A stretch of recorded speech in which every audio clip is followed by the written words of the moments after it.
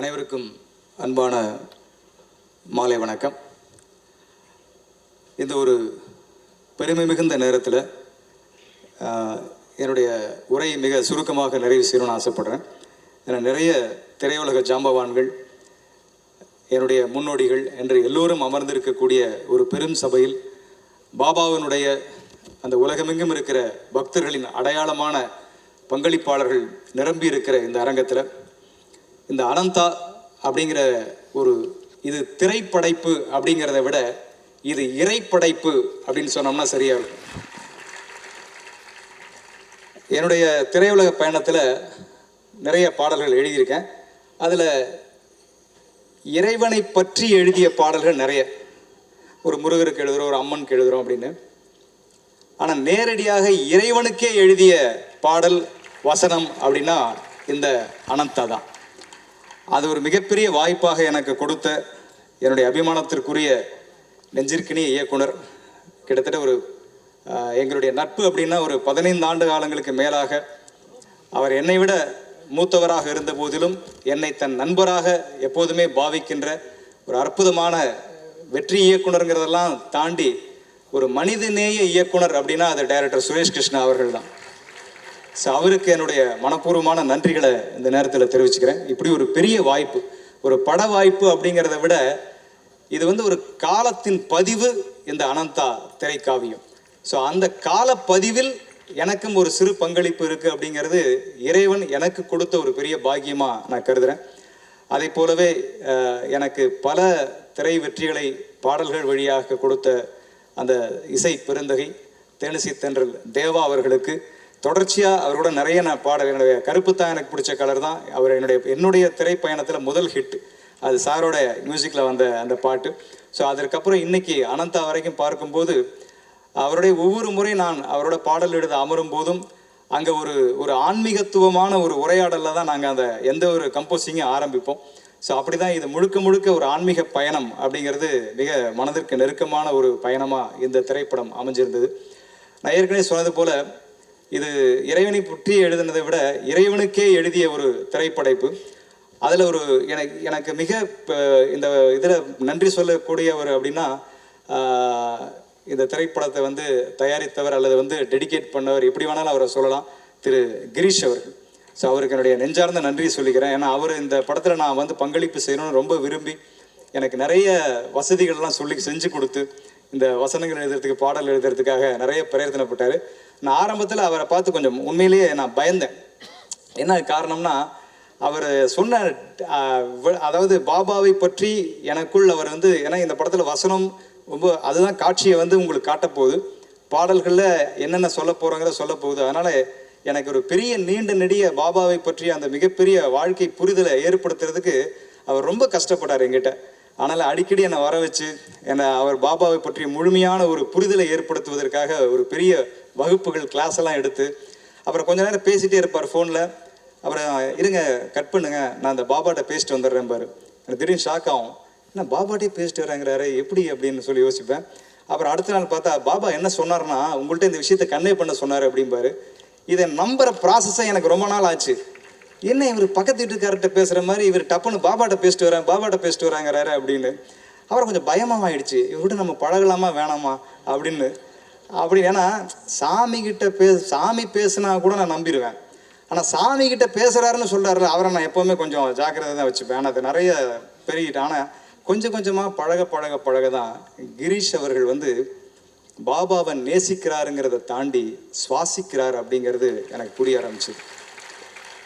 So முதல் முறையாக எங்களை எல்லோரையும் புட்டப்பருத்திக்கு அழைச்சிட்டு போய் அந்த மண்ணில் உட்கார்ந்து தான் இந்த படைப்பை நீங்கள் ஆரம்பிக்கணும் அப்படின்னு சொல்லி அங்கே கூட்டிகிட்டு போய் ஆரம்பித்து அங்கே தான் மதிப்புக்குரிய ரத்னாகர் அவர்களை சந்திச்சோம். வணக்கம் சார். ஸோ அவர் அந்த பெருந்தகையை அங்கே சந்தித்து அவருக்கு என்னை பார்த்த உடனேயே பாபாவை பற்றி நிறைய விஷயங்களை அவரும் எங்கிட்ட பகிர்ந்துட்டார். இதெல்லாம் அவரை பற்றிய விஷயங்களை வசனங்களாக வரணும், அவருடைய கோட்பாடுகள், அவர் என்ன சொல்ல வராருங்கிற அந்த சின்ன விஷயங்கள் அது மக்களுக்கு போய் இந்த படைப்பின் வழியாக ஒவ்வொரு சீன்லையும் போய் சேரணும் அப்படின்னு சொல்லி ரொம்ப அழகாக அவர் அங்கங்கே சில பாயிண்ட்ஸ் எல்லாம் எடுத்து கொடுத்தாரு. ஸோ இப்படி நிறைய ஹோம்ஒர்க் பண்ணி தான் இந்த படத்திற்கான டயலாக்ஸ், வசனங்களும் பாடல்களும் நாங்கள் எழுத ஆரம்பித்தோம்.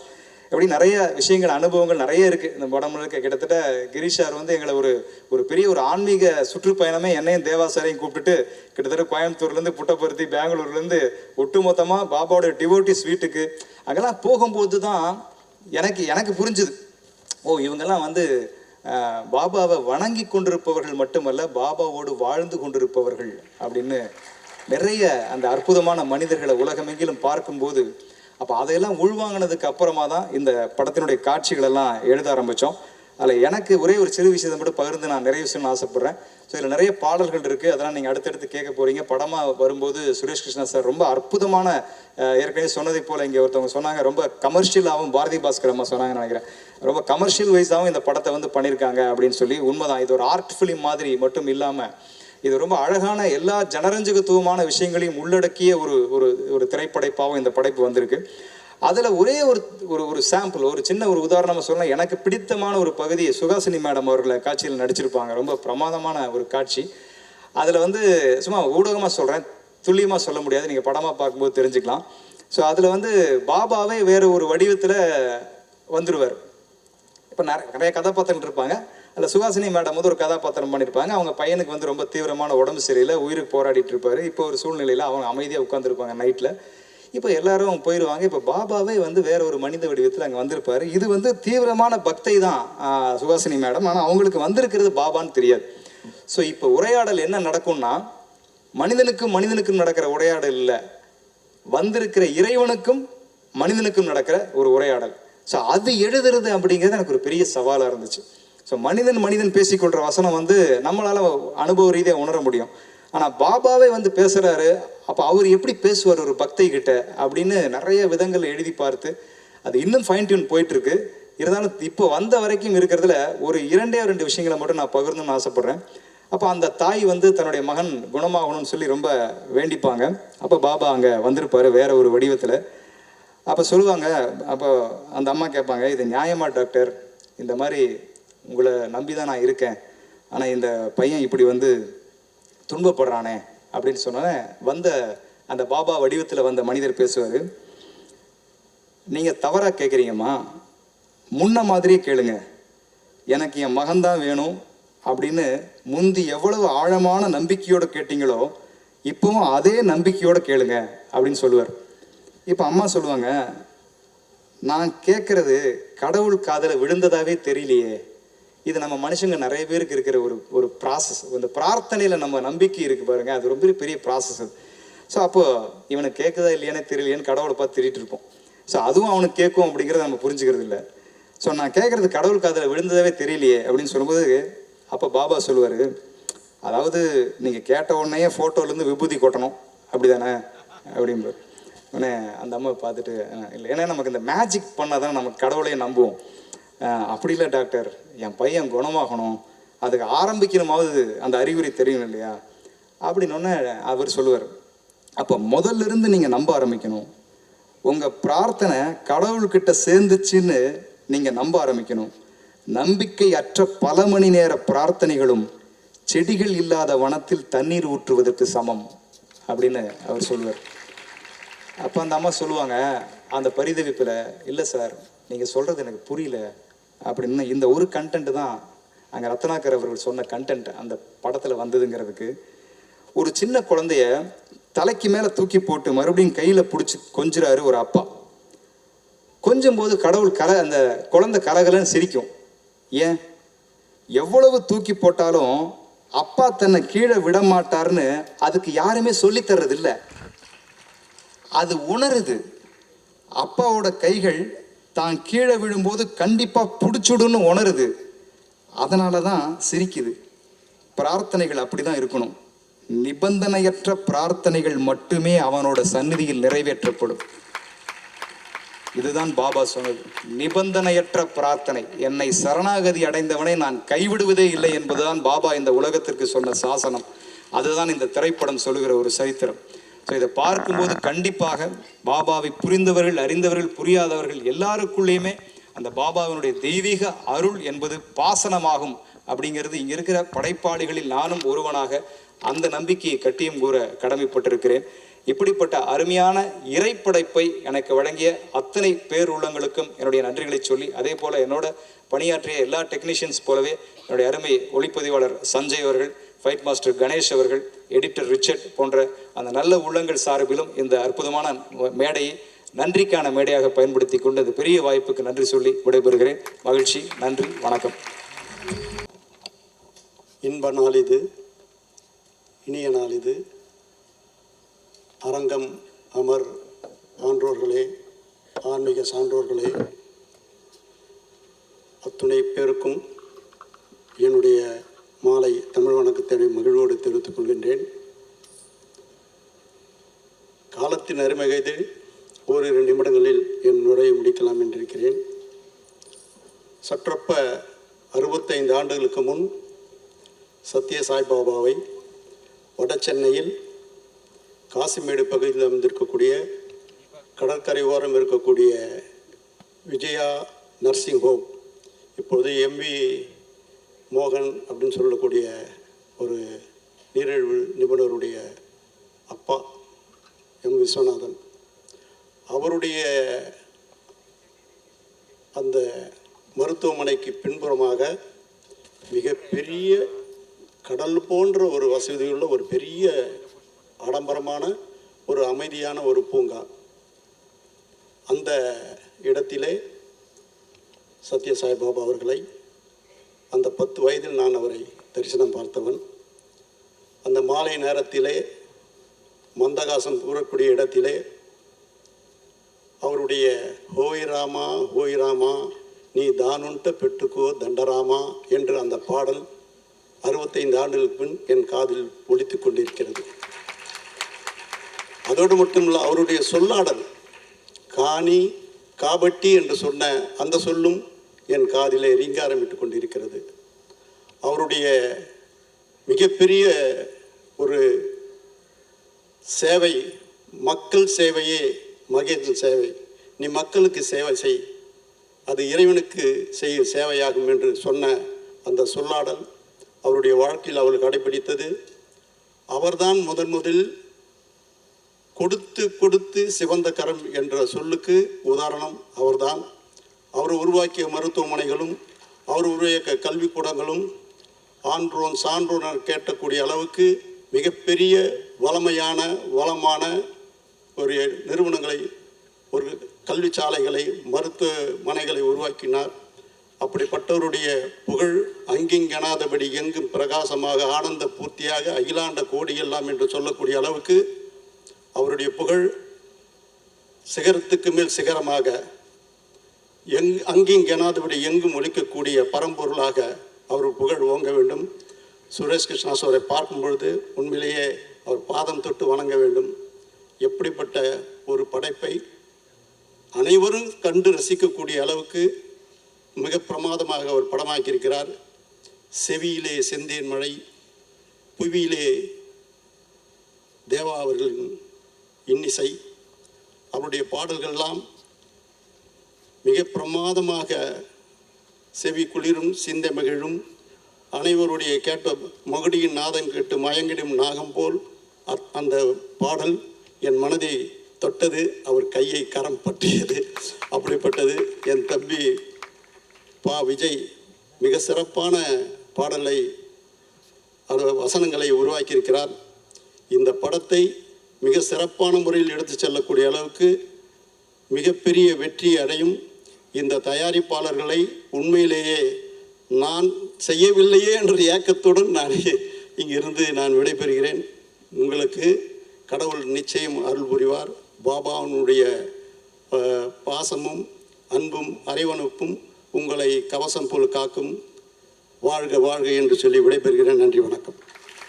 உங்களுடைய லவ் ஃபார் சினிமா பத்தி கேட்டுட்டு தெரிஞ்சுக்கிட்டே இருக்கணும் அப்படின்னு எனக்கு தோணிட்டே இருக்கும். சாருகேசியில உங்களுடைய அனுபவம் எங்களுக்காக ஷேர் பண்ணியிருந்தீங்க. மீண்டும் ஒரு collaboration with Suresh sir. And now this is truly feeling like a family. So இதில் ஒர்க் பண்ண அந்த அனுபவம் அண்ட் மக்கள் இதை பார்க்க போறாங்க, அவங்களுக்கு நீங்க என்ன சொல்லணும்னு ஆசைப்படுறீங்க? Good evening everybody. எல்லோருக்கும் என்னுடைய அன்பார்ந்த வணக்கங்கள். பாரதி பாஸ்கர் சொன்னாங்க ஒரு ஆன்மீக அதிர்வலைன்னு, அந்த ஒரு வைப்ரேஷன் தான் இந்த கதையை பற்றி சுரேஷ் கிருஷ்ணா என்கிட்ட ஃபோனில் சொன்னப்போவே எனக்கு ஏற்பட்டது. அவங்க சொன்ன இன்னொரு விஷயம் கடுஞ்சொற்கள், a lot of bad language and bitterness and there's a lot of bickering and violence that is going around everywhere. இப்போ திரும்பி அதெல்லாம் மறந்து அந்த மாய வலையெல்லாம் நம்மளை விட்டுட்டு ஒரு பியூரிட்டிக்கு வந்த மாதிரி இருந்தது இந்த படத்தில் ஒர்க் பண்ணும்போதே. That is the feeling that we got. And சொல்லுவாங்க எல்லாருக்கும் எவ்வளோ பெரிய ஈகோ இருக்கும், எவ்வளோ பெரிய கர்வமெல்லாம் இருக்கும். ஆனால் when you lose something or when you're completely down and out, when your knees hit the ground of helplessness, some miracle that happens in you that makes you believe in the world all over again.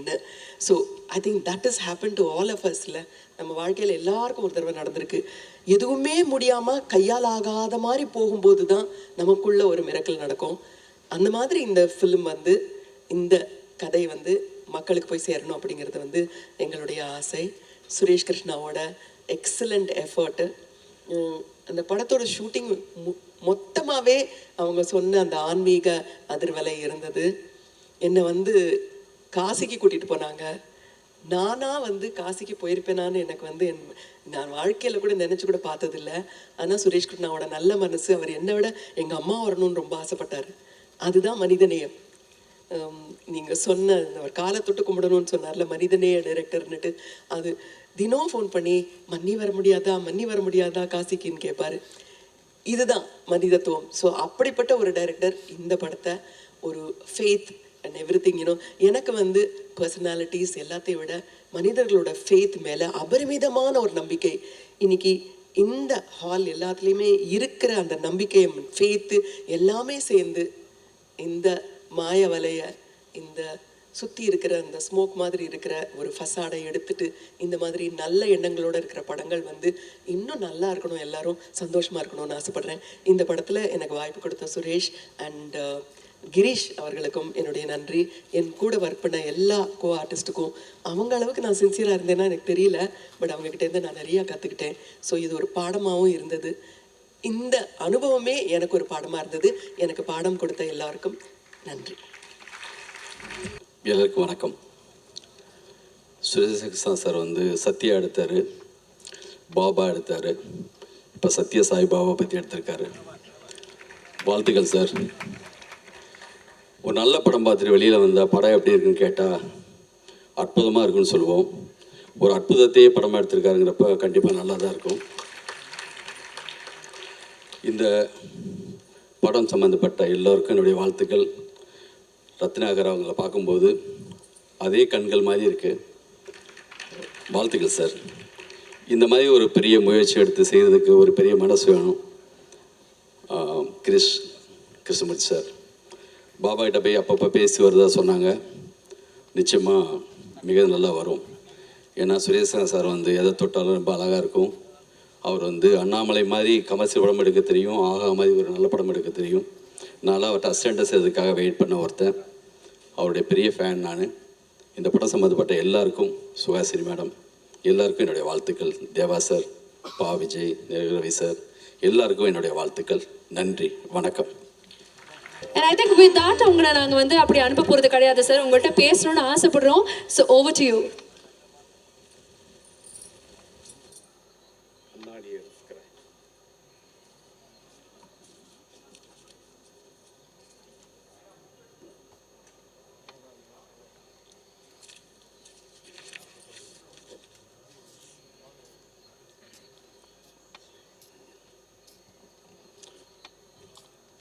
எல்லோருக்கும் வணக்கம். உலகமெங்கும் கோடான கோடி devotees பகவான் சத்ய சாய் பாபாவுக்கு இருக்காங்க. அவருடைய படத்தை நான் இசையமைக்கிற பாக்கியம் கிடைச்சதுன்னா அது பூர்வ ஜென்ம பலன்தான். ஓம் சாய். இதுக்கு அண்ணாமலை படத்தின் மூலம் தான் எனக்கு வந்து இந்த உலகத்திலே ஒரு அட்ரஸ் கிடைச்சதுன்னா அது சுரேஷ் கிருஷ்ணா சார் அவர்கள் தான். டைரக்டர் சுரேஷ் கிருஷ்ணாவுக்கு எனக்கு இந்த ஒரு வாய்ப்பை கொடுத்த டைரக்டர் அவர்களுக்கு என்னுடைய வணக்கத்தை நான் நன்றியும் தெரிவிச்சுக்கிறேன். கோடான கோடி ரசிக டிவோட்டிஸ்க்கு ஒரு 5 ஃபேமிலியில் நடந்த ஒரு நிகழ்வு தான், ஒரு மிராக்கிள் தான் இந்த படம். இந்த படத்தை இப்படி ஒரு வாய்ப்பு கிடைத்ததுக்கு ரத்னாகர் சாருக்கு என்னுடைய நன்றியை நான் தெரிவிச்சுக்கிறேன். அதே மாதிரி கிருஷ்ணமூர்த்தி சாருக்கும் என்னுடைய நன்றியை தெரிவிச்சுக்கிறேன். கிருஷ்ணமூர்த்தி சார் வந்து நான் கம்போசிங் பண்ணும்போது எந்தெந்த ஒரு நல்ல மெலடி எந்த இடம் வருதோ அங்கெல்லாம் வந்து ரசிப்பார், தலையாட்டுவார். அப்போ தான் தெரிஞ்சுக்கிட்டேன் இவருக்கு நல்ல ஞானம் இருக்குது அவருக்கு அப்படின்னு தெரிஞ்சுக்கிட்டேன். Girish sir thank you thank you. அதே போல் இப்போ ரீரிகார்டிங்காக படம் பார்த்தேன். யாருமே நடிக்கலை, கேரக்டராகவே ஆல் த ஆர்டிஸ்ட் அப்படியே கேரக்டராகவே மாறிட்டாங்கப்பா. இதுக்கு முன்னாடி நான் ஒரு படம் பண்ணேன், சாருகேசி, வைஜி மகேந்திரன் சார். சுரேஷ் கிருஷ்ணா சார் படத்தில் நடிக்கணும்னா நல்லா நடிக்க தெரிஞ்சவங்கள தான் கூப்பிடுவார்னு நினைக்கிறேன். அப்படியே அற்புதமான நடிகர்கள் நடிகைகள் அவர் படத்தில். ஒவ்வொரு சீன் அப்படியே மனசை டச் பண்ணி தான் போகுது. இந்த படத்தில் நான் வந்து முக்கியமாக ஒரு வியாழக்கிழமை அன்றைக்கி கம்போசிங் ஆரம்பித்தோம். சுரேஷ் கிருஷ்ணா சார் இருந்தாங்க, விஜய் இருந்தார். எப்படி தான் அந்த பல்லவி எங்களுக்கு அந்த டியூன் வந்ததுன்னே தெரியல.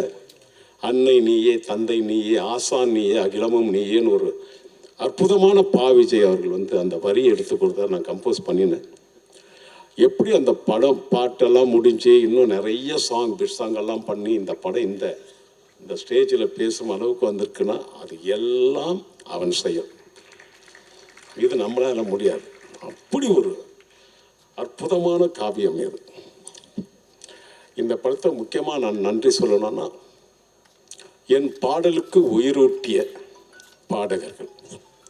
ஹரிஹரன் சார் அற்புதமாக பாடியிருக்கார், நீங்கள் கேட்டீங்க. என்ன அவர் அந்த பாவம், அந்த வார்த்தைகள் அவ்வளோ அழகாக பாடியிருக்கார். என் தம்பி மனு அவர்களுக்கும் என்னுடைய நன்றியை நான் தெரிவிச்சுக்கிறேன். சிம்மை அவர்கள், அவங்க எல்லாரும் நல்லா பாடியிருப்பாங்க. இந்தி காயத்ரி பாடியிருப்பாங்க. இன்னொரு ஹிந்தி சாங் குணால் அவர்கள் பாடியிருப்பாங்க. சுரேஷ் கிருஷ்ணா சார் வந்து எனக்கு தமிழ் படம் மட்டுமல்ல, தெலுங்கு, மலையாளம், கன்னடம் எல்லா படமும் குறைஞ்சது ஒரு 25 படத்துக்கு மேலே, டோட்டலாக ஒரு 50 படம் செஞ்சிருப்பேன் அவரோட கூட. ஒரே ஒரு இந்தி படம் செய்யலையேன்னு ஒரு வருத்தம். அது இந்த படம் மூலம் என் ஆசையை நிறைவேற்றி வச்சுட்டார் எங்களுக்கு டைரக்டர் குணால் அவர்களை. இந்தி அந்த ஆந்தம், சுவாமி பகவானுடைய ஆந்தத்தை வந்து நான் பாட வச்சுட்டேன். எனக்கு என்ன ஒரு ஆசை, இந்த ஆந்தம் இப்போ பாடின பாட்டு சத்யசாய் பாபா பகவானுடைய டிவோட்டிஸ் எல்லாரும் பாடணும். அதுதான் என்னுடைய ஆசை. இந்த நான் கம்போஸ் பண்ணி விஜய் அவர்கள் எழுதின சாங்கை எல்லாரும் பாடணும். அதே மாதிரி என்னுடைய சன் ஸ்ரீகாந்த் தேவான் தான் வந்து அசோசியேட் கம்போசராக இந்த படத்தில் ஒர்க் பண்ணியிருக்காரு. அவருக்கும் இந்த நேரத்தில் நான் நன்றியை தெரிவிச்சுக்கிறேன். இதில் எனக்கு ரொம்ப ஒவ்வொருத்தருக்கும் ஒரு இது அந்த நிலைமை மோசமான நிலைமை ஆகும்போது ஒரு பிட் சாங் ஒன்று வரும். அது இன்னைக்கு போடலை.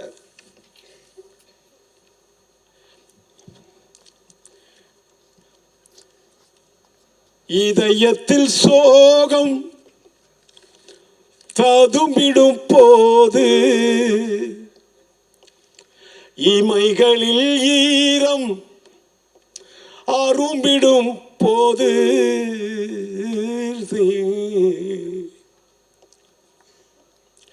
நம்பிய யாரும் விலகிடும் போது, யாருமே இல்லா நிலை வரும் போது,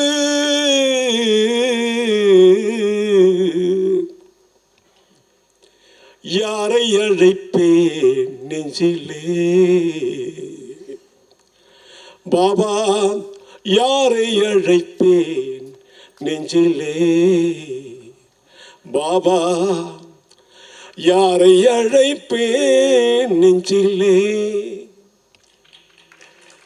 யாரை அழைப்பேன் நெஞ்சிலே பாபா யாரை அழைப்பேன் நெஞ்சிலே. இது என்ன அப்படியே இது ஒரு தெலுங்கு ஹிந்தி தமிழ் அப்படி உருகி உருகி எல்லாரும் பாடியிருப்பாங்க. அவங்களுக்கு எல்லாருக்கும் இந்த நேரத்தில் என்னுடைய நன்றியை நான் தெரிவிச்சுக்கிறேன். பா விஜய் தமிழ் எழுதினாங்க. அதே போல் தெலுங்கில் வந்து சாஸ்திரி அவர் எழுதியிருக்காரு, ஹிந்தியில் வந்து சமீர் சார் எழுதியிருக்காங்க. அவர்களுக்கும் இந்த நேரத்தில் நான் நன்றியை நான் தெரிவிச்சுக்கிறேன். ஒரே ஒரு விஷயம், பாபா எல்லா டிவோட்டிக்கும் மிராக்கள் நடத்தியிருக்கார். நான் 8th ஸ்டாண்டர்ட் படிக்கும்போது ஒரு சின்ன கதை தான். 8th ஸ்டாண்டர்ட் படிக்கும்போது என்னுடைய கிளாஸ் டீச்சர் திரு சுதாகர் அவர்கள் ஒரு நாள் ஒரு காலையில் கேட்டார், தேவா உனக்கு தபலா வாசிக்க தெரியும் தானேன்னு கேட்டார். நான் வாசிப்பேன் சார் அப்படின்னு. நாங்கள் ஆலந்தூரில் சென்ட் தாமஸ் மவுண்டில் அவர் வீடு. வாரம் வாரம் நாங்கள் பஜன் நடத்துகிறோம் சத்ய சாய்பாபா மேலே. நீ தபலா வாசிக்க வருவியாங்கன்னார். கண்டிப்பாக வரேன் சார்னு. நான் ஏன் வரேன்னு சொன்னேன்னா, அவர் வந்து பாபா மேலே எனக்கு நம்பிக்கை இல்லை, அதுக்காக வரேன்னு சொல்லலை. ஏதாவது மார்க் ஏதாவது கொடுப்பாரோ எக்ஸாமினேஷன் நேரத்தில், ஏதோ பாஸ் பண்ணுற அளவுக்கு ஏதோ மார்க் கொடுத்தா நல்லா இருக்குமே சொல்லி அதுக்காக தான் சைக்கிளில் தபலாவை கட்டிக்கிட்டு சென்ட் தாமஸ் மவுண்ட் இருக்க மயிலாப்பூரில் இருந்து அப்படியே மறிச்சுக்கிட்டு போகிறேன். ஆனால் பாபா மேலே நம்பிக்கை இல்லை, சுதாகர் மார்க்கு மேலே தான், சாரோட மார்க்கு மேலே தான் எனக்கு நம்பிக்கை. போனேன். அங்கே ஒரு 5:30 மணி 6 மணிக்கு பஜன் ஆரம்பித்தாங்க. பாபா ஃபோட்டோவுக்கு முன்னாடி நான் தபலா வச்சுட்டு வாசிக்கிறேன், இன்னொருத்தர் 6 மணி வாசித்தார். எல்லாம் ஒரு 50 பேர் இருப்பாங்க. பஜன் பாடிட்டே இருக்கும் பொழுது உச்சக்கட்டத்தில் போகுது பஜன். ஒரு ஸ்பீடாக போயிட்டு இருக்கிற காலகட்டம். அந்த நேரத்தில் அப்படியே சாய்பாபா திருவுருவ படத்திலிருந்து அப்படியே திருநீறு கொட்டுறதை நான் கண்ணால் பார்த்தேன். அப்படியே மழை மாதிரி கொட்டுது. நான் வந்து போகும்போது பாபா மேலே நம்பிக்கை இல்லை. அந்த திருநீறு கொட்டும் போதே நான் தபலா வாசிக்கிறதே நிறுத்திட்டேன், ஆச்சரியத்தில் நிறுத்திட்டேன். ஆனால் அங்கேருந்து சைக்கிளில் மயிலாப்பூர் வரைக்கும் வரும்போது பாபாவை நினச்சிக்கிட்டு தான் வந்தேன். இப்படி ஒரு நிகழ்வா, இப்படி ஒரு ஆச்சரியமா, இப்படி ஒரு அதிசயமா அப்படின்னு அப்போ நினைச்சேன் 8th ஸ்டாண்டர்ட் படிக்கும்போது. அதற்கு பலன் கீதையிலே சொல்கிற மாதிரி, பலனை எதிர்பார்க்காதே உன் கடமை இசைன்னு சொல்கிற மாதிரி, பாபா இந்த படத்துக்கு இசையமைக்க எனக்கு ஒரு அற்புதமான வாய்ப்பை கொடுத்துறேன். நீ தபலா வாசிக்க அவ்வளோ தூரம் மிதிச்சு வந்தியாடா சைக்கிளை. இவ்வளவு மியூசிக் டைரக்டர் இருக்கும்போது எனக்கு அந்த வாய்ப்பு கொடுத்தாரே பாபா, அந்த பகவானுக்கு என் நன்றியை தெரிவித்து கொண்டு அவர் அருள் பெற வாழ்வேன் என்று நிச்சயத்தை சொல்லிக்கொண்டு உங்களிடம் விடைபெறுகிறேன். நன்றி, வணக்கம்.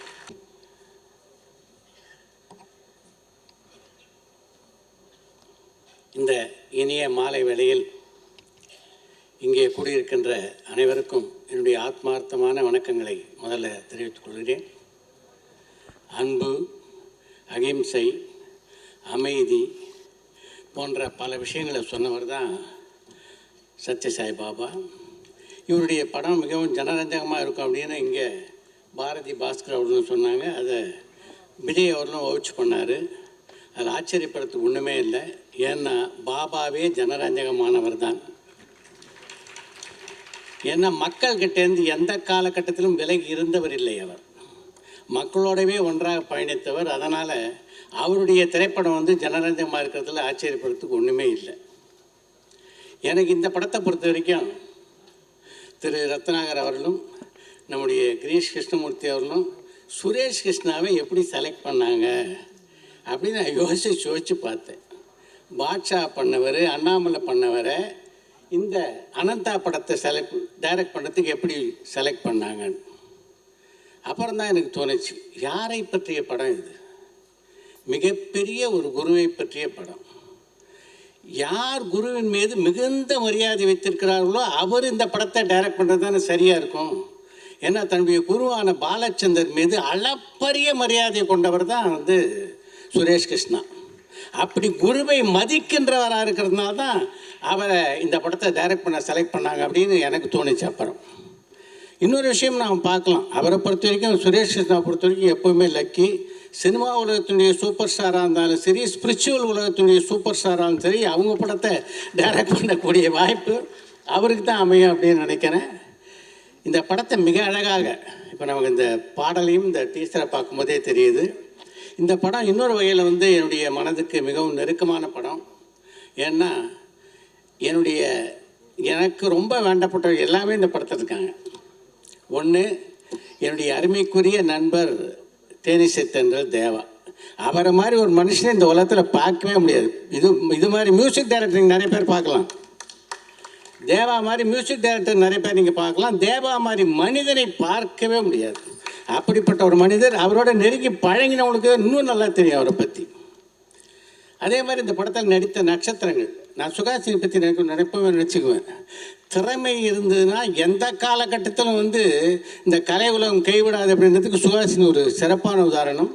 இன்றைக்கு நல்ல நல்ல கதாபாத்திரங்கள் சுகாசினியை தேடி வருதுன்னா அதுக்கு முக்கியமான காரணம் அவருடைய நடிப்பு திறனை இன்றைக்கும் வந்து திரையுலகம் வந்து சரியாக பயன்படுத்தி கொள்ள வேண்டும் என்று நினைப்பது தான். அதுக்கப்புறம் என்னுடைய நண்பன் ஒய்ஜே மகேந்திரன் இப்போ சமீபத்தில் ஒரு அற்புதமான படம் பண்ணியிருக்காரு சாருகேசி. இதுக்கப்புறம் அந்த படத்தை பார்க்கக்கூடிய வாய்ப்பு உங்களுக்கு கிடைக்கும் அப்படின்னு நினைக்கிறேன். அந்த படத்துலேயும் சாருகேசிலையும் ஒய்ஜே மகேந்திரனும் சுகாசினியும் வந்து பட்டையை கிளப்பியிருக்காங்க. மகேந்திரனுக்கு அப்படி தான், அவருடைய டேஸை விட இப்போ தான் நல்ல நல்ல கதாபாத்திரங்கள் மகேந்திரனை தேடி வருது எனக்கு தெரிஞ்சு. கரெக்டாக? அப்புறம் நம்ம ரவி, எங்களுடைய பல்கலைக்கழகத்துடைய மாணவர், பாரதி ராஜாவால் அறிமுகப்படுத்தப்பட்டவர். இப்படி பல பேர், அதாவது என்னுடைய மனதுக்கு நெருக்கமான பல பேர் இந்த படத்தில் இணைஞ்சிருக்காங்க. அது இந்த படத்தை பொறுத்த வரைக்கும் எனக்கு இன்னொரு கூடுதல் அட்டாச்மெண்ட். இந்த படம் வெற்றி பெறத்தில் வந்து ஆச்சரியப்படுறதுக்கு ஒன்றும் இல்லை. ஆனால் இந்த படம் வெற்றி பெறும் இங்கே சொல்கிறதே சரியாக இருக்கான்னு நினைக்கிறேன். ஏன்னா இது ஏற்கனவே வெற்றி படம் என்று உறுதி செய்யப்பட்ட ஒரு படத்தை பற்றி தான் நம்ம இன்றைக்கி பேசிகிட்டு இருக்கோம். இந்த வாய்ப்பை நான் வந்து அப்பப்போ சினிமாவெலாம் நடிக்கிறேன். ஆனாலும் சுரேஷ் நான் அந்த படத்தை நடிக்கிற வாய்ப்பு எனக்கு கொடுக்கலன்னாலும் இந்த மேடையில் பேசுகிற வாய்ப்பு கொடுத்து அதை ஓரளவு நிறைவு பண்ணிட்டாரு. இந்த விழாவில் பங்கு கொண்டதை வந்து எனக்கு கிடைத்த மிகப்பெரிய ஒரு வாய்ப்பாகவும் பாக்கியமாகவும் கருதிய நன்றி, வணக்கம். எல்லாருக்கும் வணக்கம். எவ்வளோ பெரிய லெஜெண்ட்ஸ் எல்லாம் பேசிட்டு போயிருக்காங்க. So I don't know what to talk only because I feel like a small ant in front of all these big people. But first of all, thanks to Baba for giving this opportunity because the Guru is the one first who chooses you. So I feel so happy and blessed to be chosen first. And of course, Suresh sir, Girish sir, and all of you people, like, எனக்கு யார் அந்த வாய்ப்பு கொடுத்த எல்லாருக்குமே பெரிய நன்றி. First of all இந்த மூவியோட கால் வந்து எனக்கு Thursday தான் வந்துச்சு. I believe a lot in spirituality and Guru and everything. So I felt like somewhere some Guru energy is actually calling me. I was dancing after 2.5 years actually for this film. Dancing around I was like, sir, நான் வந்து dance ப்ராக்டிஸும் பண்ணல, 2.5 years ஆயிடுச்சு sir practice பண்ணாமல் எப்படி நான் ஆடுறது and all. He said, leave everything, just give yourself. So I think I offered myself with complete bhakti. So the shoot itself was very miraculous for me. ரெண்டு தடவை dance இருந்தது, ஒரு beach சீனும் இருக்கும். So it was all very very spiritual. So I hope Ananta means like endless, you know, like போயிட்டே இருக்கும், ஒரு endless இதுன்னு அர்த்தம். So அந்த மாதிரி spirituality should flow in everyone endlessly. And I think kindness is actually quite missing in the world now. I really hope with all this positive energy over here, kindness should flow like ஒரு நதி மாதிரி ஓடணும், kindness in the world. I really pray for that. Thank you for giving me this opportunity. Thank you. And of course, you're doing a great job. She looks very pretty and I really love the way you're anchoring. Thank you. Okay, என்னுடைய விருப்பம் என்ன இருக்குது அப்படின்னா ஒரு பாடல். என்னப்பா எல்லாருக்கும் இல்லையா கேட்கணும் இல்லையா? ஒரு 2 வரிகள் கேட்கணும்னு உங்களுக்கு ஆசை இல்லையா? ஆசை இருக்கவங்க மட்டும் இன்னும் கைத்தறல் கொடுக்கலாம். அப்பதான் அது ஆடியன்ஸ் ரிக்வெஸ்ட்னு சொல்லி என்னோட பர்சனல் ரிக்வெஸ்ட் வைக்க முடியும். Okay, thank you so much for the cooperation. But sir எங்களுக்காக 2 வரிகள் கூட சார், உங்களோட எனர்ஜி இந்த மேடைக்கு தேவைப்படுது. Yes, okay, over to you sir. எல்லோருக்கும் மாலை வணக்கம். ரத்னாகர் காரு, சாய்ராம். எனக்கு அதாவது எங்கள் அம்மா மேடை நாடகத்தில் சத்யபாமா புகழ்பெற்ற மைத்தலாஜிக்கல் பௌராணிகம், அதில் அம்மா நடிப்பாங்க. எங்கள் அப்பா ஹார்மோனிஸ்ட்டு. நான் சின்ன வயசில் பாபா கிட்ட கிருஷ்ண துலா பாரம் அந்த ட்ராமாவுக்கு ஒரு 2 டைம்ஸ் போயிருக்கேன். ஒரு 7-8 வயசில் ஒரு வாட்டி, 11, 12, 13 வயசில் ஒரு வாட்டி. அப்போது நான் சைல்டு ஆர்டிஸ்ட் ஆகிட்டேன் ஃபிலிமில். பாபாவை பார்க்கும்போது, அவ்வளோ க்ரௌடு பார்க்கும்போது எனக்கும் ஏதாவது கையில் கொடுப்பாரா அப்படின்னு சொல்லி ஆசைப்பட்ட பக்தர்களில் நான் ஒருத்தன். எங்கள் மதருக்கு அவர் உட்கார்ந்து அந்த பத்திய நாடகம் அப்படியே பார்ப்பார். மினிமம் 2 hours அந்த ட்ராமா. நார்மலாக 3.5 hours 4 hours போகும். பட் அங்கே அந்த இது பண்ணிவிட்டு 2 hours கண்டிப்பாக பாபா உட்கார்ந்துருப்பார். அதுக்கப்புறம் எனக்கு பாடுகிறான பிறகு ஒரு 3-4 வாட்டி வாய்ப்பு கொடுத்தாரு. எனக்கு பெரிய சந்தோஷம் என்னென்னா, 70வது பர்த்டேக்கு ஒரு 35 லட்சம் பேரில் பாபா அவர்கள் தங்க ரதத்தில் வரும்போது எனக்கு ஸ்வாகதம் சுஸ்வாகதம் ஸ்வாகதம் Sri சாயிநாதா ஸ்வாகதம்.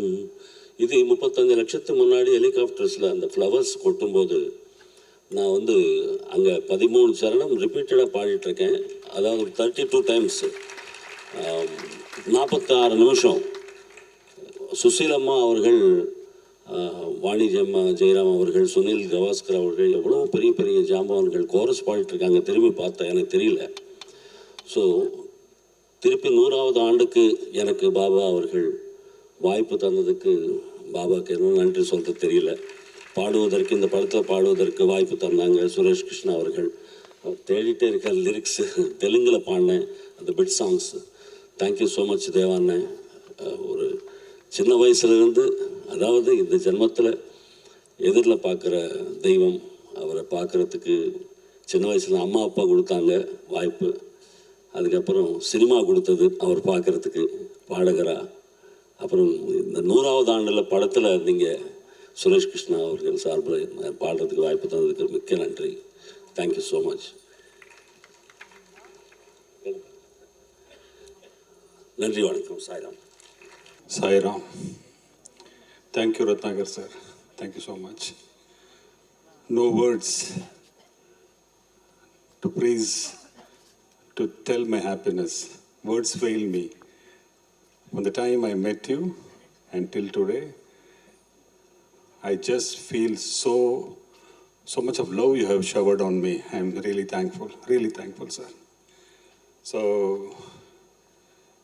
thank you, Girish sir, for this project. You are a unique person. I don't know how to thank you for this lovely project. Blessed am I, truly blessed. நான் பாட்டுக்கு ஒரு தடவை சொன்னா 100 தடவை சொன்ன மாதிரி மல்லடா, அண்ணாமலை, சத்யாடா, சத்யமூர்த்தி இதை சொல்லின்னு படம் எடுத்துகிட்டு இருந்தேன். நல்ல படம் எடுப்பேன் அப்போ, ஆஹா சங்கமம் எல்லாம். திடீர்னு ஒருத்தர் சத்ய சாய்பாபாவோட அருள் மேலே, மிரக்கல்ஸ் மேலே ஒரு படம் எடுங்கன்னு சொல்லிட்டாரு. அது கமர்ஷியலாக வேணும், அங்கே தான் ஹைலைட்டு. பக்கா கமர்ஷியல் படமாக இருக்கணும் சார். உங்களோட பாஷா மாதிரி சீன்ஸ் வேணும், எல்லாம் வேணும். ஆனால் ஒரு மிரக்கல், ஒரு பியூட்டிஃபுல் சினிமாவாக இருக்கும். டாக்குமெண்ட்ரிலாம் வேண்டாம் எனக்கு. பாபா மாதிரி யாரும் நடிக்க மாட்டாங்க, ஆனால் பாபா படமாக இருக்கணும். கொடுக்குற சேலஞ்சை பாருங்கள், வித்தியாசமாக கொடுத்துட்டாரு. But the whole Joy was, இந்த ஜர்னிக்கு ரீசன் வாஸ் வே பேக் 2009 ஒரு மிரக்கல் அப்போவே நடந்தது. அது என் நண்பர் சாய் ஸ்ரவன் அப்பப்போ சொல்லுவார், சுரேஷ் சார் ஒரு பாபா மேலே பயோபிக் பண்ணணும், நீங்கள் வாங்க புட்டபர்த்தி வாங்க சுவாமியை பார்க்கலாம் சொல்லிகிட்டே இருப்பார். சரி ஏதோ இன்ட்ரெஸ்டிங்காக சொல்கிறாரு, நமக்கு சினிமா தானே அப்படின்னு 2009 நான் first time I went to Puttaparthi. அதுக்கு முன்னாடி சுவாமி இங்கே சென்னையில் ஒரு மங்களாரத்தி நடக்கும் கார்த்தால் நான் பார்ப்பேன், சந்தோஷப்படுவேன். ஆனால் அவரை மீட் பண்ணதே இல்லை பர்சனலாக. அன்றைக்கி 2009 அவரோட ஈவினிங் தர்ஷனில் அவர் அப்படியே அவரோட வீல் சேரில் எல்லாரையும் அந்த குல்வந்த் ஹாலில் எல்லாரையும் பார்த்துட்டு என்னை ஒரு தனியாக ஒரு பிளேஸில் இடம் கொடுத்தாரு. என் பின்னாடி 2-3 நண்பர் இருந்தாங்க. வந்தார், அந்த வண்டி அவரோட ஸ்டாப் ஆச்சு. கரெக்டாக என்கிட்ட வந்து அவரோட வீல் சேர் நிறுத்திட்டார். நிறுத்திட்டு என்னை பார்த்தாரு. பின்னாடியிலேருந்து ஒருத்தர் போங்கோ அப்படின்னாரு. நான் கடகடன்னு கிட்ட போயிட்டேன். என்னை பார்த்து தெலுங்கில் பேசினார். చాలా రోజు తర్వాత వచ్చావే, ఎందుకు ఇప్పుడు దాకా రాలేదు, వచ్చేసావుగా చాలు அப்படின்னா இவ்வளோ வருஷமாக நீ எங்கே இருந்த, ஏன் வரல, சரி வந்துட்டா இல்லையா, அது போகிறோம் அப்படின்ட்டார். எனக்கு கபு கபுன்னு அழுக வந்துடுது. Sir what is he saying? I mean if you have called me I would have come long back. I was waiting for such an opportunity. Swami was telling that. I didn't know the meaning. I didn't understand anything. அப்படியே நமஸ்காரம் பண்ணேன். அவர் கிளம்பிட்டார். சாய் எல்லாம் என்ன sir இது, பெரிய பாக்கியம் sir, அது blessing sir அப்படின்னாரு. ஆமாம் Sai, I wish it is something happens. I don't know what he meant. But it was nice. Then after that, after 2-3 years, Swami passed away. Then after that, nothing happened. அப்படியே வருஷக்கணக்காக என்னோடய cinema என்னோடய ஜேர்னியில் இருக்கேன். திடீர்னு போன வருஷம் ஜூனில் மார்னிங் ஒரு 3:30க்கு நான் பாபா பற்றி எந்த நினைப்பும் இல்லை. திடீர்னு 3:30க்கு எனக்கு ஒரு கனவு. பாபா கனவில் ஃப்ளஷ் அண்ட் பிரெட்டில் ஐ குட் see him. எனக்கு அப்படியே விபூதி கொட்டுறாரு என் கையில். எல்லாம் இப்படி விபூதி கொடுக்குறாரு. சுவாமி பார்த்து நான் ஒரு மாதிரி இதாயிட்டேன், நான் த்ரில் ஆகிட்டேன், எஸ்டஸியில் இருந்தேன். அப்படியே எழுந்துட்டேன். அந்த dream I wanted to sustain பண்ணணுங்கிறதுக்காக அப்படியே கண்ணை மூடி நான் அதை ரீகேப் பண்ணிகிட்டே இருந்தேன் அந்த ட்ரீமை. Then I knew it cannot be a dream, it is something Baba is trying to say. உடனே சாய்க்கு மெசேஜ் போட்டேன். சாய் இந்த மாதிரி ஒரு மேட்ரு சார், நீங்கள் பிலீவ் பண்ண மாட்டீங்க, நான் சொல்கிறது ஜூன் 2024 நான் நேற்றுக்கு தான் ரத்னாகர் சாரோட உட்காந்து இந்த மேட்ரு பயோபிக்ஸ் அப்போவே பிளான் இருக்குது சார், உங்களை வச்சு பண்ணலாமா, நாங்கள்லாம் டிஸ்கஸ் பண்ணிட்டு இருக்கோம்னு சொன்னார். Look at that. எங்கேயோ எனக்கு கனவுல is telling day before they have been talking about me in Puttaparthi. Sir நீங்கள் வரணும் சார், டெஃபினட்டாக வரேன், பிளான் பண்ணுவோம் சொன்னார். அப்புறம் நடக்கலை. அதுக்குள்ளே வேறு மேட்டரில் போயிட்டே இருந்தது. திடீர்னு ஒரு நாள் கிரீஷ் சார் வந்தார். சார் இந்த மாதிரி எனக்கு ஒரு ட்ரீம் வந்தது, I want to make a film, உங்கள் முகம் வந்தது சார், நீங்கள் பண்ணுறீங்களா கேட்டாங்க. அவர் சொன்ன உடனே என்கிட்ட அன்னைக்கு சுவாமியோட நான் பேசுகிறது ஒருத்தர் ஃபோட்டோ எடுத்திருந்தார். உடனே இந்த ஃபோட்டோ ஒரு வாட்ஸ்அப்பில் அனுப்பினேன். சார் அதை மறக்கவே மாட்டேன் சார் இந்த ஃபோட்டோவை. ஐ met Swami so close and what he said I can never forget sir. If this is what he meant that day, then yes, I am waiting, please come sir. வந்தார். கதை வந்து என்ன சொன்னார் சார், இந்த மாதிரி கமர்ஷியலாக ஒரு தடவை 100 தடவை அந்த மாதிரி ஏதோ மசாலா படம் எடுக்கிற மாதிரி சொல்கிறாரு பாபா படத்தை. சார் விளையாடாதீங்க சார், கலாட்டை பண்ணிருந்தேன். தென் he said, I want each and every Swami devotee should just go in ecstasy. அவளுக்கு அந்த 100வது வருஷத்தில் they should be thrilled. At the same time, new devotees, people who have not known about Baba, they should see and they also should feel, wow, what a great thing this is. And the feel should come for them also. Do something like that. இப்படி ஒரு script பண்ணுங்க. நான் sir ரொம்ப வித்தியாசமான matter சொல்கிறீங்க, very difficult. இந்த மாதிரி நமக்கு சினிமா எடுக்கிற ஸ்கிரிப்ட் பண்ண தெரியும், இது வந்து I don't know how to make it into script and you're telling it should be commercial documentary வேண்டாங்கிறீங்க. ஸோ ஒரு ஐடியா சொன்னேன், நான் யோசிக்கிறது ஒரு 3 days கொடுங்க டைம். அண்ட் அவர் யாரும் தெரியாது, அவர் சீரியஸாக ஃபிலிம் ப்ரொடியூசர் மாதிரி இல்லை, இவர் நிஜமாக சினிமா எடுப்பாரா, அவர் சும்மா வராரா அதுவும் தெரியல எனக்கு. சரி வந்தார், பேசினார், போயிட்டார். கரெக்டாக அடுத்த நாள் கார்த்தால 3:30க்கு வேக்கப். ஏன்னா இந்த name I'm fully like jet லேக்லேருந்து ஏந்தின மாதிரி I'm fully awake. What is happening புரியல. Then I realised some thoughts are coming. நேராக போனேன், லேப்டாப் ஓப்பன் பண்ணேன். Within 1 hour the script was written. That's all. And then you know you are not writing it. You are not writing it. ஏன்னா எங்களோட தாட்டே இல்லை. Laptop முன்னாடி வரும்போது ideas வந்துட்டே இருக்குது. 5 ஃபேமிலி, இந்த மாதிரி கதை, இந்த மாதிரி கதை, என்னெல்லாம் something is coming. I'm just typing 7:30க்கு ஒரு ஃபோன் பண்ணேன். சார் இந்த மாதிரி தாட் எப்படி சார் இருக்குது? சார் இது ஃபேன்டாஸ்டிக்காக இருக்குது, இது கொஞ்சம் ப்ரெசன்டேஷன் பண்ணுறீங்களா அப்படின்னாரு. உடனே போட்டு ஒரு ப்ரெசன்டேஷன் பண்ணி, சார் வாங்க சார் புட்டபர்த்தி போகலான்னு அடுத்த நாள் கொண்டு போயிட்டார். நேராக ரத்னாகர் சார் பார்த்து அந்த ப்ரெசன்டேஷனை காட்டிட்டு அவர் அந்த before I tell about that presentation, Puttaparthi அப்போ பார்த்ததுக்கப்புறம் நான் இப்போ போகும்போது இட் வாஸ் அனதர் ஃபீலிங். சமாதியை பார்த்து அங்கே பிளெஸ்ஸிங்ஸ் வாங்கி நான் ரத்னாகர் சார் ஃபஸ்ட் டைம் அவரை பார்க்குறேன். அந்த ரூம் போகும்போது அந்த இடமே பியூட்டிஃபுல்லாக இருக்கும். அவரோட ஃபர்ஸ்ட் ஃப்ளோர் அவரோட அந்த entrance, you feel that it's a divine place. அவர் அங்கே உட்காண்டிருந்தார் சேரில், அந்த ஒயிட் அண்ட் ஒயிட்டில், பின்னாடி இந்த பெரிய ஃபோட்டோ. அவரும் கிரீஷும் கொஞ்சம் நேரம் பேசிகிட்டு இருந்தாங்க. எனக்கு Ratnakar sir is blood related of Baba, the brother son. அவரே பாபாவோட ஃபோட்டோவை பார்க்குறேன். நம்ம டைரக்டர் அவரோட கண்ணு ஜூம் பண்ணி பார்க்குறேன். அவரோட அந்த இயர்ஸு, அந்த smile, S that smile was magical. என்ன ஸ்மைல் சார் அது? ஐ மீன் anybody with any problem, if they come and sit before you, they will just, you will kill them with your smile. So much of love in it, so much. அப்படியே அதை பார்த்து ரசிச்சுட்டேன் அந்த ஸ்மைலை. தென் அவர் பேசுறது soft, எப்போதுமே அவர் இப்படியே தான் பேசுகிறாரு, ரொம்ப சாஃப்டாக, அன்பா. And he is so much dedicated, so much in love with Swami that the way he talks, the way he communicates, you know that he is fully understanding that position. The managing trustee of Satya Sai Central Trust is not an ordinary post. Millions and millions of devotees are there, and he has to take anything he does matters. So he was very excited, sir. நீங்கள் என்ன எடுக்கிறீங்க இந்த படம்? அந்த அப்படியே ஃபுல்லாக அந்த presentation காட்டினேன். 1, nobody will act like Baba. Done, sir. And the film, it should look, yes, I understand cinema, but it should look அதில் எந்த நீங்கள் சாங் எடுக்க போகிறீங்க, தப்பான டான்ஸ் மூமெண்ட் இருக்கக்கூடாது. ஏன்னா நீங்கள்லாம் சினிமா எடுக்கிறவங்க, மூமெண்ட்ஸ்னால் ட்ரெஸ்ஸு அழகாக இருக்கணும். But is all that he wanted was very true, because he was so much understanding the aura of Swami, what he wanted. And you know, ஒரு கல்ச்சர் அங்கே இருக்குது, அந்த கல்ச்சரை மெயின்டைன் பண்ண மாதிரி எங்கள்கிட்ட சொன்னார். That is how we told him, showed all the photos, showed everything. And then the climax was, today in the car from the airport, I showed him the song just now, and he said, very nice, Suresh. Chal sir.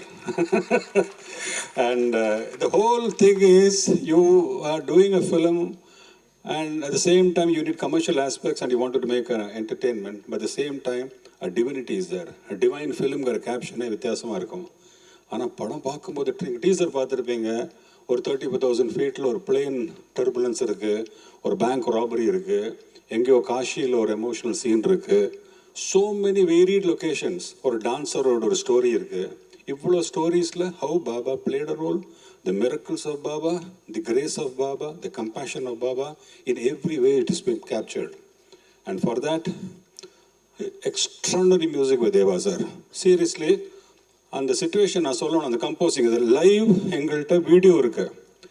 கம்போசிங்கில் உட்காந்து நான் sir இதுதான் situation, இந்த மாதிரி ஒரு matter sir, Vijay பக்கத்தில் உட்காந்துருந்தார். அப்படியே situation சொல்ல சொல்ல அவர் அப்படியே வாசிச்சுட்டு இருந்தார். அப்புறம் அன்னைய தன்னா தண்ணி நீ நீ அவர் படித்தார். பக்கத்தில் விஜய் அன்னையும் நீயே தந்தையும்.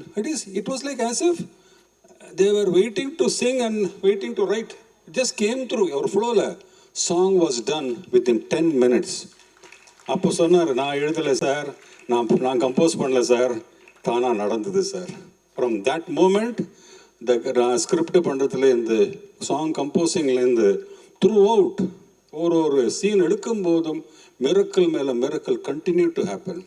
ஏன் வைஜி மகேந்திரன் சார் சீனில் கேரளா கதை, அதில் ஒரு சீன் பிகினிங்க்கு ஃபஸ்ட்டு டே ஷூட்டிங்கில் சார் ஒரு கோவில் உற்சவமூர்த்தி வந்தால் நல்லாயிருக்குன்னு சொல்கிறேன். நான் ஃபஸ்ட்டு டே ஃபஸ்ட் ஷாட் எடுக்க போகிறேன், உற்சவமூர்த்தி வரலன்ட்டாங்க சார். அது கோவில் ஏதோ ஃபங்க்ஷன். அப்போது என்னடா இது சீனே சரி மத்தியானத்துக்குள்ளே வந்துடுமா சார்? வராது சார். அப்போது கேரளான்னா என்னது அழகு, பிளாங்காக இருக்கேன் நான்.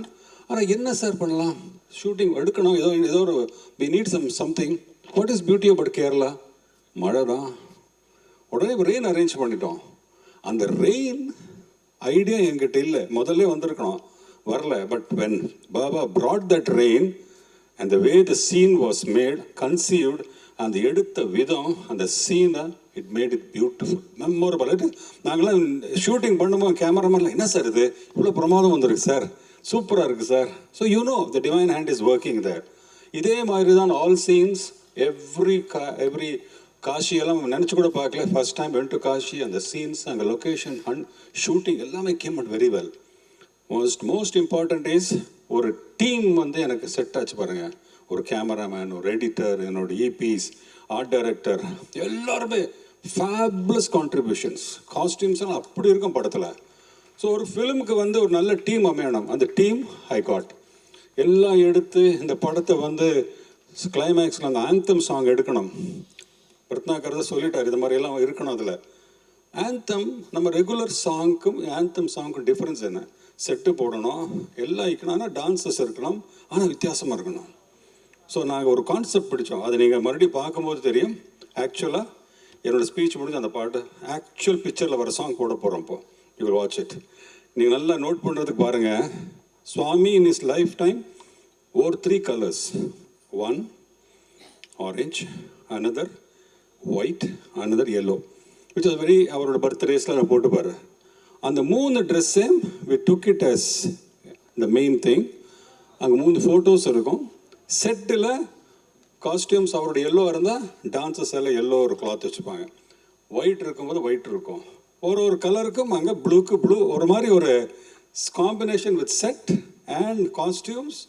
அண்ட் கலா மாஸ்டர் அந்த 50 டான்ஸஸை வச்சு ஒரு கம்போசிங் பண்ணி ஆட வச்சார். It was beautiful, wonderful camera work. It's a song which will be ஒரு ஆந்தம் வர்த்தாக வந்தது எங்களுக்கு. So I'm very happy. So what to say, for all Sai devotees, thank you. I hope you all love this film. And Ratnakar sir, thank you so much. Thank you. Girish sir, thank you. Deva sir, thank you. And all the other dignitaries who spoke on the field, on the stage, thank you everybody. Last but not the least, இந்த படம் உண்மையாகவே divine ஃபிலிமாக இருக்கும். எல்லாம் ரசிப்பீங்க. ஏன்னு சொல்லுங்கள், நான் ஒரு தடவை சொன்னேன்.